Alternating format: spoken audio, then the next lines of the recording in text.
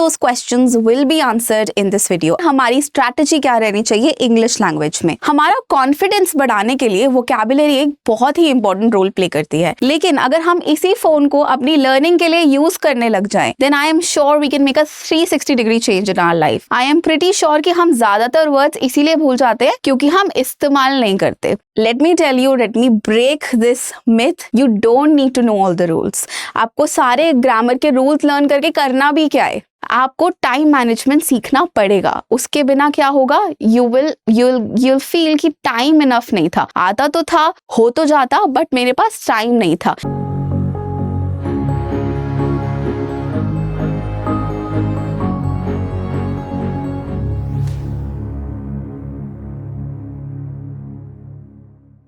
Hi everyone, welcome to study IQ. मेरा नाम है जैस्मीन एंड आज हम सीखने जा रहे हैं इंग्लिश लैंग्वेज के बारे में बहुत ही इंपॉर्टेंट चीज़ें. यूजुअली बच्चे हमसे पूछते हैं कि मैम बाकी सेक्शंस तो हम टैकल कर लेते हैं, बट कहीं ना कहीं हमें इंग्लिश लैंग्वेज में बहुत प्रॉब्लम आ रही है. We don't know where to start from. कहाँ से शुरू करें, कौन सी स्ट्रैटेजी अप्लाएं, किस तरीके से हमारी प्रेपरेशन होनी चाहिए, कौन से मटीरियल्स को फॉलो करना है. All of those questions will be answered in this video. अगर आप एक क्लैट एस्पिरेंट है और आप क्रिटिकल रीजनिंग या इंग्लिश लैंग्वेज में स्ट्रगल कर रहे हैं, then I would highly recommend कि आप आज ये पूरी वीडियो ध्यान से देखें. Before moving on, these are my social media handles. Again, if you are struggling with any of these sections, English language और क्रिटिकल रीजनिंग और CLAT in general, please feel free to reach out. तो चलिए शुरू करते हैं कि हमने अपनी तैयारी किस तरीके से स्टार्ट करनी है, हमारी स्ट्रैटेजी क्या रहनी चाहिए इंग्लिश लैंग्वेज में. सबसे पहली जो चैलेंज हम फेस करते हैं वो क्या है? वो है वोकैबुलरी. कभी कभी इंग्लिश लैंग्वेज में हम कुछ ऐसे वर्ड्स देखते हैं जो हमें समझ में नहीं आते, और वो वर्ड्स देखते ही हम क्या करते हैं? हम डर जाते हैं. वी बिकम हेजिटेंट कि now we don't know how to tackle with this situation. हमारा कॉन्फिडेंस बढ़ाने के लिए वोकैबुलरी एक बहुत ही इंपॉर्टेंट रोल प्ले करती है. कैसे? अगर आपके सामने कोई असेसर एक क्वेश्चन प्रेजेंट करता है और आपको उसमें यूज किए गए वर्ड्स के मतलब पता है, तो आप कहीं ना कहीं उस क्वेश्चन से डरोगे नहीं. You will be able to solve the passage, you will be able to tackle with the situation very well. क्यों? क्योंकि हमारी वोकैबुलरी स्ट्रॉन्ग थी. इसीलिए हमारे को वोकैबुलरी पे काम करना बहुत इंपॉर्टेंट है. अब किस तरीके से काम करना है? I am not going to tell you to maintain a dictionary, pocket में रखो, हर वक्त उसमें वर्ड्स लिखते रहो, उसके सेंटेंस बनाओ. That usually does not work for everyone. But अगर आप एक क्लैट एस्पिरेंट है और आप जेन्युइनली अपनी इंग्लिश पर काम करना चाहते हैं, then I would highly recommend that you start reading a lot. Now, what I mean by reading is कि find relevant materials. You need to find relevant materials. ऐसी चीजें जो आपके लिए relevant है from a CLAT standpoint. वो notes हो सकते हैं, वो newspaper हो सकता है, वो books हो सकते हैं. It can be anything. And make sure कि आपका interest उस चीज में लाए करे. आप उसको अगर एक रूटीन को फॉलो करेंगे और पढ़ते वक्त, सुनते वक्त इंग्लिश, कहीं ना कहीं अगर आपको न्यू वर्ड्स दिखाई दे, न्यू वर्ड्स सुनने में आए और अगर आप उनका मतलब सीख रहे हो, it's very important for you to note it down. Again, मैंने क्या बोला? डिक्शनरी काम नहीं आएगी फ्रेंड्स, बट क्या काम आएगा? कुछ ऐसी चीजें जो हमारे लिए बहुत रेलेवेंट है. फॉर एग्जाम्पल, हमारे लिए सबसे ज्यादा इंपॉर्टेंट हमारा फोन होता है जो हर वक्त हमारे साथ रहता है. आई एम श्योर अगर आप सोते भी होगे तो आपके पिलो के नीचे होता होगा आपका फोन, राइट? लेकिन अगर हम इसी फोन को अपनी लर्निंग के लिए यूज करने लग जाएं, then I am sure we can make a 360 degree change in our life. तो हमें क्या करना है? इंग्लिश की वोकैबुलरी को सीखने के लिए हमने अपने फोन का इस्तेमाल करना है. जैसा कि मैंने कहा, इंग्लिश सुनते टाइम, इंग्लिश की मूवीज देखते टाइम या कोई भी और एक्टिविटी करते टाइम, पढ़ते वक्त आपको जो भी न्यू वर्ड्स दिखाई देगा, आपने उसको नोट कर लेना है अपने फोन के नोट्स में, ताकि नेक्स्ट टाइम जब आपके सामने ये वर्ड आए, you don't have to search for the notes that you made in a paper और अ पेन और यूजिंग अ पेन और a paper in a dictionary. However, अगर आपके पास फोन रहेगा, you will be able to understand, you will be able to refer it very quickly. तो आपको अपने फोन में उसका मीनिंग लिखना है और एक बहुत ही रेलेवेंट सी जगह पर उसको यूज़ करना है। जब हम एक वर्ड को बहुत ही रेलेवेंट जगह पर इस्तेमाल करते हैं तो क्या होता है कि वो हमारी मेमोरी में फिक्स हो जाता है, फिर हमें उसको बार बार रिपीट करने की ज़रूरत नहीं पड़ती। तो ये तो हो गया हमारी वोकैबुलरी की बात। अगेन, जब भी हम वोकैबुलरी की बात करते हैं हमारे लिए क्या ज़रूरी है, रेलेवेंस ज़रूरी है, वरना हम उस वर्ड को भूल जाएंगे। आई एम प्रिटी श्योर कि हम ज़्यादातर वर्ड्स इसीलिए भूल जाते हैं क्योंकि हम इस्तेमाल नहीं करते, और हमने क्या करना है, यही गलती नहीं करनी। You need to use these words so that you are able to retain them. आपके दिमाग में बैठ जाने चाहिए वो words. Okay, again the other way that you can learn vocabulary. अब एक तो हो गया डायरेक्ट वर्ड्स सीख लिए हमने, ठीक है। अब सपोज कोई एक कॉमन वर्ड है जो आपको ऑलरेडी आता है। Let's say you know the word happy. आपको हैप्पी का मतलब पता है क्या होता है? हैप्पी का मतलब होता है खुशी, राइट, खुश रहना। बीइंग हैप्पी इज खुश रहना। लेकिन हमें ये नहीं पता कि इलेटेड का मतलब क्या होता है। अब इलेटेड क्या है? It's a synonym of the word happy. लेकिन अगर हम इसके सिनोनिम्स को भी पढ़ लेंगे, अगर हमने कोई एक नया वर्ड सीखा तो हम उसको रिलेट कर पाएंगे। हमेशा जब भी आप एक नया वर्ड सीखते हो guys, there is a good chance कि उसका एक बेसिक सा वर्ड ऑलरेडी आपके माइंड में फिक्स्ड है। अब हैप्पी को तो हम नहीं भूलेंगे, हैप्पी को तो हम शुरू से ही पढ़ते आ रहे हैं, ये ऐसा वर्ड है which stays in our vocabulary. तो हमने क्या किया, न्यू वर्ड जो हमने इलेटेड सीखा उसको हमने रिलेट करके सीखा, जोड़ के सीखा, किसके साथ? हैप्पी के साथ। तो हमने हैप्पी तो सीखा हुआ था ऑलरेडी, लेकिन नया वर्ड हमारे सामने आया इलेटेड। तो हम अपने दिमाग को क्या बोलेंगे कि अगर हैप्पी हमें पता है कि खुश रहना होता है और इलेटेड का मतलब भी हैप्पी होता है, तो ये हैप्पी का क्या हुआ? सिनोनिम। सिनोनिम मतलब words that have same meaning, जिनका मतलब सेम होता है। तो हमें क्या करने हैं, अब सिनोनिम्स भी पढ़ने हैं और एंटोनिम्स भी पढ़ने हैं। इससे होगा क्या? इससे होगा ये कि आपकी जो वोकैबुलरी है वो बहुत ब्रॉड हो जाएगी, इतनी वाइडन हो जाएगी कि आपको खुद भी समझ में नहीं आएगा कि इतनी जल्दी मैंने इतने सारे वर्ड्स कैसे सीख लिए। क्योंकि अब हम क्या कर रहे हैं, ना सिर्फ एक वर्ड सीख रहे हैं, we are also learning the synonyms and we are also learning the antonyms. Make sense? ठीक है, लेट्स मूव ऑन। जब आपने ये कर लिया, वोकैबुलरी आपने सीख ली, तो अब आप बोलोगे कि मैम वोकैबुलरी तो हो गया, पर ग्रामर का क्या? हमें तो पता ही नहीं है कि ग्रामर के सारे रूल्स क्या होते हैं। Let me tell you, let me break this myth. You don't need to know all the rules. आपको सारे ग्रामर के रूल्स लर्न करके करना भी क्या है? यू टेल मी, क्या हमारी ग्रामर की टेस्ट होने वाली है? नहीं, राइट। सो हमने क्या करना है, हमने बहुत ही बेसिक ग्रामर के साथ स्टिक रहना है। You need to know the basics of grammar. You need to know कि कौन कौन सी गलतियां हैं जो हम यूजुअली करते हैं, बहुत ही बेसिक रूल्स जो हमारे काम आएंगे, जैसे कि you know they subject verb agreement. तो ये बहुत ही इंपॉर्टेंट टॉपिक है।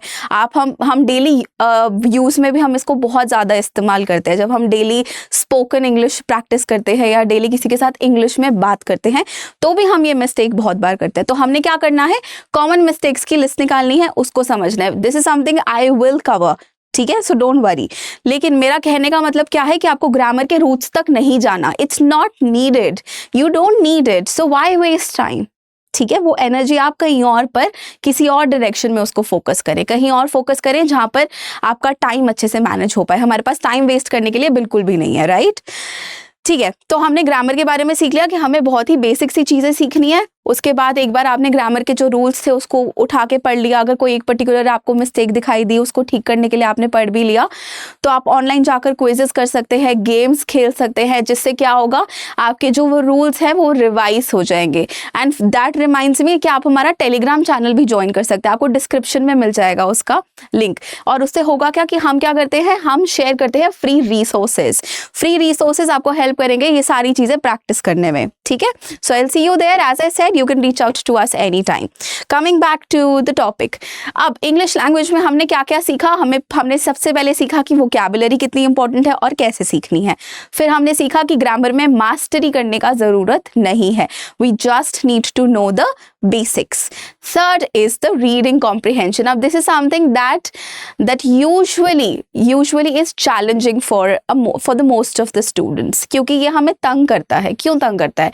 अब रीडिंग कॉम्प्रिहेंशन में ऐसा क्या है that we find it so difficult, reading comprehension को हम इसीलिए ज़्यादातर टैकल नहीं कर पाते क्योंकि हमारे को उसकी राइट स्ट्रैटेजीज नहीं पता। तो हमने क्या करना है, whenever we need to tackle with the reading comprehension, जब भी हमारे सामने एक रीडिंग कॉम्प्रिहेंशन आएगा तो हमने सीखना है कि हमने उसको सबसे पहले रीड करना है थरोली। ठीक है, तो अब आपकी जो स्ट्रैटेजी है इंग्लिश लैंग्वेज में वो रीडिंग कॉम्प्रिहेंशन से बहुत क्लोजली रिलेटेड है। तो आपने वोकैबुलरी सीख ली, ग्रामर सीख ली, अब आपने प्रैक्टिस करने हैं रीडिंग कॉम्प्रिहेंशन। हमारी वीडियो सीरीज में आपको बहुत मटेरियल मिलेगा जिसमें आप रीडिंग कॉम्प्रिहेंशन के स्पेसिफिक स्ट्रैटेजीज समझ सकते हैं। So I am not going to spend too much time here. All I want to say is कि आपका majority of practice in English language should go into reading comprehension and not in grammar. तो grammar में अपनी energy को waste नहीं करना है, rather channelize it into practicing reading comprehension because that is more important. That is what comes in CLAT exam. That's what the assessor is going to judge you on, right? Assessor आपके reading comprehension, आपके right answers को ढूंढने का जो strategy है कि आपकी comprehension skills कितनी अच्छी है, वो ही तो टेस्ट करने वाला है। ग्रामर का टेस्ट तो नहीं ले रहा वो हमारा, right? On that note, जब हम रीडिंग कॉम्प्रिहेंशन पढ़ते हैं एक बहुत ही क्विक चीज़ जो हमारे को याद रखनी है वो क्या है कि अगर रीडिंग हमारी हैबिट नहीं है तो हमें रीडिंग कॉम्प्रिहेंशन में चैलेंज ज़रूर फेस करना पड़ेगा। उसका रीज़न क्या है, क्योंकि रीडिंग हमारे रूटीन में इंक्लूडेड नहीं है। तो आपने इस चैलेंज को सबसे पहले ओवरकम करना है। What you need to do is every day make it a habit to read a little bit.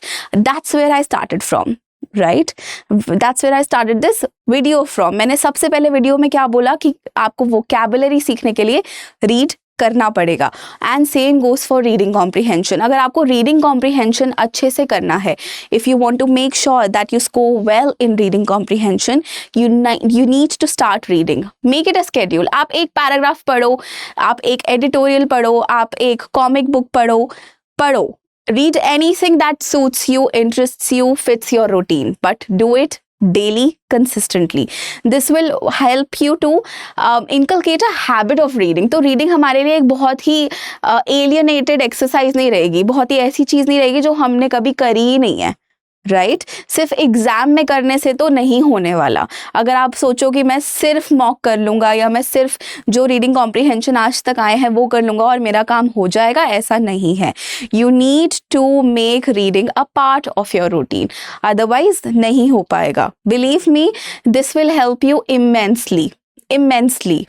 तो हमने क्या करना है, हमारे रूटीन को फॉलो करते हुए उसको अपने रूटीन में इंक्लूड करना है किसी तरीके से कि हम हर रोज कुछ चीज़ ज़रूर पढ़ें इंग्लिश में। ठीक है, moving on, the next one says now we need to solve mock papers. Again कोई भी सेक्शन उठा लो आप क्लैट का, सबसे ज़रूरी क्या होता है, मॉक टेस्ट और प्रीवियस ईयर क्वेश्चंस। क्यों? क्योंकि वो हमें हेल्प करते हैं पैटर्न को समझने में और वो हमें फेमिलियराइज कराते हैं कि किस तरीके के क्वेश्चंस हमारे पास आने वाले हैं। तो हमने यही करना है। एज आई सेड, आप हमारा टेलीग्राम चैनल ज्वाइन करो, we share free resources from previous year questions as well. तो आप उन क्वेश्चंस को सॉल्व कर सकते हो, राइट? अगर आप इन क्वेश्चंस को सॉल्व करना शुरू करोगे, यू विल रियलाइज कि ये इतना भी मुश्किल नहीं है, क्योंकि with practice we become better. All of these strategies when you apply you become better. So हमने स्टार्ट कहाँ से किया? वोकैबुलरी से। समझा कि ग्रामर में ज़्यादा टाइम वेस्ट नहीं करना, उसकी जगह क्या करना है, reading comprehension practice. Reading comprehension के बाद हम आए मॉक टेस्ट और प्रीवियस ईयर क्वेश्चंस पर कि उनकी इंपॉर्टेंस क्या है, क्यों है। अब मॉक टेस्ट हमें पता है कि बहुत इंपॉर्टेंट है। अगर रिसोर्सेज फाइंड करने में आपको चैलेंजिंग लग रहा है, मुश्किल हो रही है, मुश्किल फेस कर रहे हो, तो हमारे टेलीग्राम चैनल से आप वो फ्री रिसोर्सेज ले सकते हो।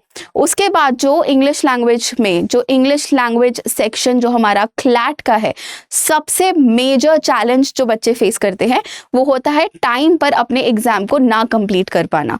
क्योंकि यूजुअली हमारे पास पैसेज होते हैं बड़े बड़े और उसके साथ होते हैं 5 क्वेश्चंस। तो एक पैसेज में हम बहुत ज़्यादा टाइम लगा देते हैं, स्पेशली एट द बिगिनिंग। तो एंड तक आते आते टाइम बचता नहीं है। That is why when you practice, make sure you practice with a timer. आपको टाइम मैनेजमेंट सीखना पड़ेगा, उसके बिना क्या होगा, यू विल फील कि टाइम इनफ नहीं था। आता तो था, हो तो जाता, बट मेरे पास टाइम नहीं था। इसीलिए इसी चीज़ को अवॉइड करने के लिए you need to learn time management. अब हमारे को एक्चुअल एग्जाम के टाइम पर एक स्पेसिफिक अमाउंट ऑफ टाइम मिलता है, राइट, कि उसी में आपको उसी ड्यूरेशन में कंप्लीट करना है. However when we practice we don't apply the same logic, we don't apply the same rule. वहाँ पर तो हम अपने ही कंफर्ट के अकॉर्डिंग क्वेश्चन को सॉल्व करते हैं और यही हमारी गलती है. We don't need to do it any more. हमेशा हमेशा जब भी आप आरसी सॉल्व करें, इंग्लिश लैंग्वेज से रिलेटेड कोई भी क्वेश्चन सॉल्व करें, solve it with a timer. और स्टार्टिंग में टाइमर मत लगाओ because it will not help you enough. शुरुआती एक हफ्ते में मत लगाओ, बट जैसे ही एक हफ्ते में आपको उसका पैटर्न समझ में आ गया, you know that you have picked the pace up, now start using the timer. उससे क्या होगा, आपको पता चलेगा कि आप एक क्वेश्चन में कितना टाइम लगा रहे हो और आइडियली कितना लगाना चाहिए. ठीक है. On that note, these are my social media handles. In case you face any query, if you have any challenge with these two topics, please feel free to reach out to me. और जैसा कि मैंने कहा कि Telegram पे हमारे free resources हैं, हमसे जुड़े. Till then, good luck and prepare well. I'll see you in the next video. Thank you.